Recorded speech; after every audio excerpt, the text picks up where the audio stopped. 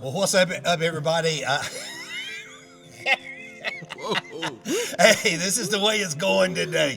Just bear with us, man. Welcome to the podcast. I'm Pastor Mark. I'm Pastor Jesse, and welcome to the Hope Hangout. We're so glad that you're here with us today. We really are. Yeah. Hey, we want to take some time to talk about week 1 of our new series, Love in Motion and Acts of Kindness. And hey, choose hope. This is where we are, and with our hope stuff. And honestly, Pastor Jesse, the message has been sitting with me all week up to this point. You know, same here, because one of those messages that sound very simple, but it presses really deep into us. It doesn't just let you hide behind really good intention. It really speaks to the heart. Yeah, it really does, and I agree with you. It's kind of simplistic, but something we often overlook. And so we looked at the Good Samaritan, and what stood out to me is that the priest and the Levite, they weren't evil people. You got to understand that. They weren't villains in the story. They were just too busy to notice what was going on. They were distracted, and they were protecting their routine more than they were being interrupted by compassion. Wow, man, it kind of makes us feel uncomfortable. I don't know about you. It makes me feel pretty uncomfortable. It does, that. doesn't it? Yep. They saw the man, but they didn't stop. Right. And I think a lot of us live right there. We don't hate people. We just don't slow down enough for them. I know I'm guilty of that at times. Yeah, and that was in the practical application points and in the charge that I left us with. So love that shows up always starts with noticing. I like what I said last week. It's love that shows up, not shows off. And that's not what we're trying to do. We're not trying to show off. We're trying to show up. And if we're honest, sometimes we've trained ourselves not to notice because noticing creates responsibility. Let me go back to the story I said that when you stop and pause and you talk to the guy at the intersection or the lady at the intersection, a lot of times they'll just tell you, I just want people to notice me. But we get locked in looking this way and we keep looking at the light, waiting for it to change. And it's like, come on, light, change. I can't keep looking this way. And then really all they're asking for sometimes is to just know that somebody noticed them. And we're good at not doing that. You're right. And Jesus doesn't just let us off, the hook with this. He reframes the whole question. Yep. It's not who is my neighbor. It's who am I willing to be a neighbor to in my life. Yeah, he reframes the whole thing, like you said. And so we talk about it because we realize that it's going to cost us something just to show up. And the Samaritan just didn't feel compassion. That's right. He acted out on it. He acted through the compassion. He let it flow through him. He stopped.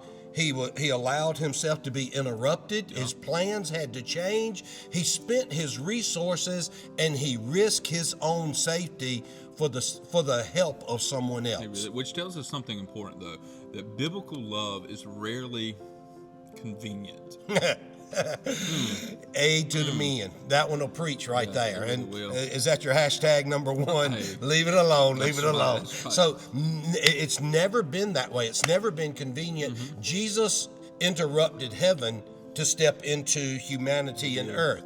The cross itself is love showing up in the most costly way possible. It interrupted everything. That's the part that really hit me, because kindness isn't random. It's Christ-like. And it doesn't reflect incarnation, or it reflects, incarnation. God didn't shout love from a distance. He stepped down into our mess and showed us love. Yeah, that's really good. And so it also showed us how, and I really drove this point home Sunday, and probably more so in the second service than the first, but how real love will cause us to cross barriers. And so that's the part we can't ignore. The Samaritan, Jesus made the hero of the story. I want you to catch this. He made the hero of the story someone that the audience would have never chosen. That's powerful. Yeah, and that's intentional. Love that looks like Jesus crosses those boundaries, culture boundaries, racial boundaries, social boundaries, even personal preference boundaries. Love. Yeah, let me go ahead and break it the way I did in the second service a little bit more. It's not good enough for us in church America to say things like, they've got their church. We've got our church. And racism, unfortunately, goes in every direction. It's not just one group, it's among others. I've been to black church, I've been to white church, I've been to Hispanic church, and I'm going to be honest with you, man, Jesus really showed us that skin color should never factor in. And then, again, I did this more so in the second, so let me just share a little bit right here. Then when we go to what the end of this story talks about, the man tried to justify himself. Then we'll say, well, I'm not racist, but we've got different cultures. Well, I hate to tell you, that's a cop-out right there, because Jesus crosses every barrier, every boundary, you know? It does.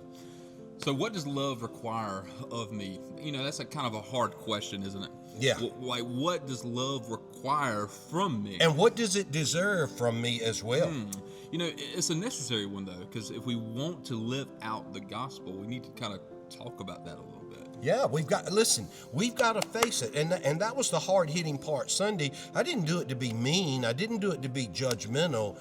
But sometimes we've got to be confronted with that giant that's standing in front of us. Yeah. David looked at him and said, you uncircumcised Philistine, you come at me with sword and spear, but I come at you in the name of my God, the God of Israel. And so sometimes we've got to be confronted with that giant in front of us, or else we'll never make it across the mountain that we're facing. So the challenge for us, week one, was simple, but not easy. I want to say it again. It was simple. Who are you walking past that God's called you to stop for?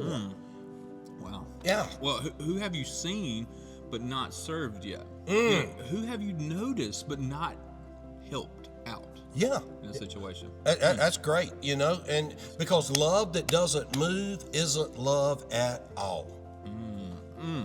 That's good, Pastor. Well, we're going to lead into week 2 a little bit here. Yeah. And now, what I love is that series is not going to just stop with action. It moves into something powerful this coming week, right? Yeah, week 2, we're talking about kindness that speaks life. You don't think I wore this t-shirt by accident today, do you? I went through the closet and I found one. So for those of you that can't read it, it says ball now. This is an acrostic that we modeled out of Mission M25, Matthew 25, 36 through 40. It comes out of that mindset that it says the acrostic, be a light, not a mouth. And what we determined was in the circles that we were operating in our motorcycle ministry, that we should earn their respect before we even tried to have put mouth, volume, voice into their situation. If we didn't feel their hurts and their pains and we didn't have compassion for them, keep your mouth shut. Because you got to cross those barriers. That comes over hard. I don't mean it to come over hard, but we're talking about kindness that speaks. It can be done without words, but if it's done without words, it will open the door to then sow words into it. That's good. You know, because sometimes the greatest act of kindness isn't just about what you do with your hands. It's about what you do also with your words, like you're talking about, but you have to earn their respect before you can even give them that word. Not only their respect, but the right. You've got to earn the right to be able to speak into somebody's life, because it's a very, very challenging thing, and it's a weighty matter when you speak into someone's life. And so you've got to earn that right to be able to speak into their life. And here's why: because words can heal, or they can hurt. They can build, or they can break. They can restore, or they can wound. And so when you see that, your words are weighty matters. They really are. I mean, it reminds me of that, you know, sticks and stones may break my bones, but words never hurt me, which is not true. You know, and the Bible says that life and death are in the power of the tongue, which means encouragement isn't optional. It's spiritual. That's something we can do. Encourage one another. I like that. You hit a home run right there with me. It's not just encouragement. It's something spiritual, you know. And the verse that we're going to use is Ephesians 4:29 for Sunday. And of course, we're going to come out of Proverbs as well. But it says, "Do not let any unwholesome talk come out of your mouth, but only what is helpful," watch this, "for building others up," not yourself. That's why I said love shows up, not shows off. It helping build others up according to their need, that it may benefit those who listen. So some people don't need advice. Yeah. You know, they don't need correction. They don't need another sermon. You do need one Sunday. Come join me now. Amen. But they don't need another sermon. They need hope, PJ. Right. They need affirmation. They need life-giving words. Pastor, that is so good. You know, so if week 1 challenged us to show up physically, week 2 is going to do what? Yeah, it's going to challenge us to show up verbally. Let's go back to week 1, because I'm gonna just pause for a moment and throw this in. We've got Choose Hope and these cards, and then we've got these cards that you give to someone when you pay it forward. But this week, what we're doing, before I get to next week, this week, because we still got a few days, that's right. You can pay it forward. You can purchase groceries for someone, volunteer at school, a meal for a shut-in, a letter of encouragement, a letter of appreciation, a tank of gas. Hey, I'll let you know when I'm filling up the Duramax. You can come see me on that one, you know. But you can read to the elderly. You can do yard work. You can run errands. You can wash somebody's car. 691 Will Jefferson. I got 2. You can. I'm sorry. You can watch this. You can over tip, not because their service was good, but because you wanted to show kindness. Man, that is good stuff right there for this week. Next week, what we're going to talk about is to speak those words verbally. And then after that, we're going also to speak grace, right? Oh, that's good. And go ahead. No, that's good. The next thing right after that, we're going to talk about what? Speak life. Yeah, that's good. So here's what we want to challenge you. Don't miss this week. Lean in. Invite someone to be part of this series. And I think that's what I said Sunday. Don't just sit in the sermon, but become the sermon. Become the sermon with your actions, with your words, and invite someone and practice this idea that love shows up. You know, because love in motion changes people. I like to say it this way. It's going to change them, but it's going to change you too, Bo. That's true. Bo. Where'd that come from? Bo. But so, kindness spoken in truth always reveals Christ. So, hey, thanks for joining us today. I know the snow is melting. The sun is not quite as bright today as we had hoped. But, hey, go out and make it a great day and do what? Make Jesus famous. So God bless y'all. Love you. See you Wednesday night for our encounter service. It's going to be awesome. Going to be off the chain. Love you guys. Talk to you again next week. God bless.